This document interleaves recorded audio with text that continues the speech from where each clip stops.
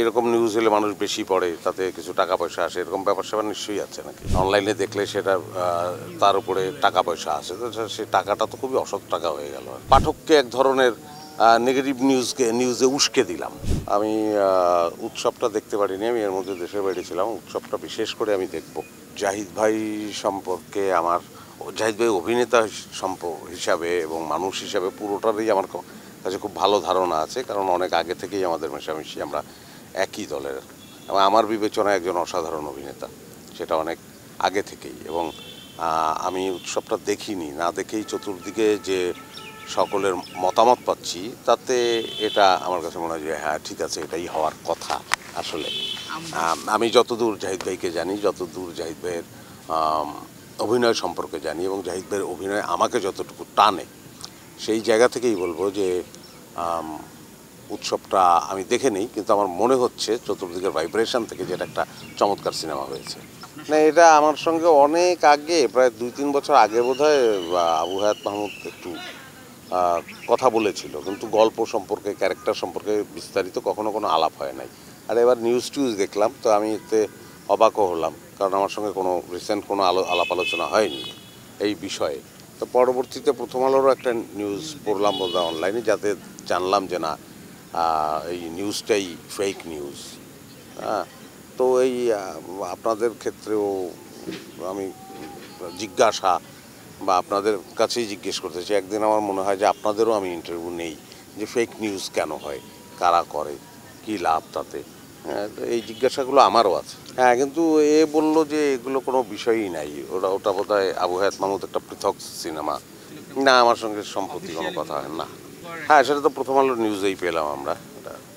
এটা মানে নাই এতে কি, মানে এতে এরকম নিউজ হলে মানুষ বেশি পড়ে, তাতে কিছু টাকা পয়সা আসে, এরকম ব্যাপার স্যাপার নিশ্চয়ই আছে নাকি? না, আমার কাছে মনে হয় যে এইগুলো ভালো লক্ষণ নাই, ঠিক নাই। ফেক নিউজ তৈরি করা, গুজব তৈরি করা, এই প্র্যাকটিসটা আসলে সোসাইটিতে একদমই ভালো না, এটা ঠিক না।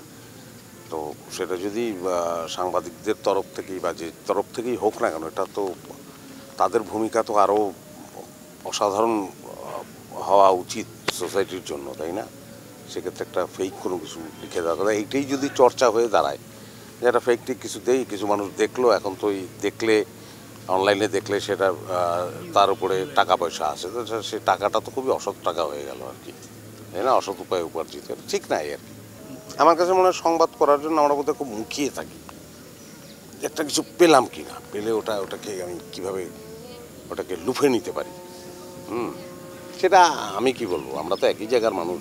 আপনারাও দেখলে, সংবাদের ক্যাপশন দেখলেই বুঝবেন যে ক্যাপশনে একটা আছে, ভেতরে আর একটা আছে, এবং ক্যাপশনের শেষে একটা অদ্ভুত আশ্চর্যবোধক চিহ্ন দিয়ে মানে সে রক্ষা পেয়ে যাচ্ছে যে না, আমি ক্যাপশন দিয়েছি কিন্তু শেষে একটা আশ্চর্যবোধক চিহ্ন দিয়েছি, কিন্তু আমি কিন্তু পাঠককে এক ধরনের নেগেটিভ নিউজে উস্কে দিলাম যাতে সে পড়ে।